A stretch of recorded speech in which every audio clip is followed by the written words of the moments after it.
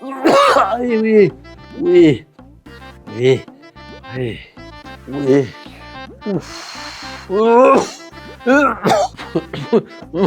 अरे अकरम, ये क्या हुआ?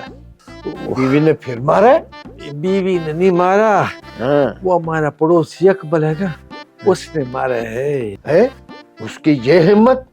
चलो मेरे साथ। नहीं अभी नहीं, अभी वो हालत गम में है। वो क्यों?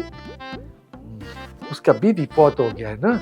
अच्छा, तो उसने तुम्हें क्यों मारा?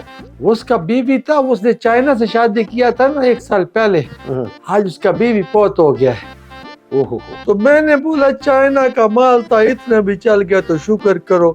चाइना का माल तो सुबह से शाम तक नहीं चलता, चले तो चांद तक, ना चले तो शाम तक।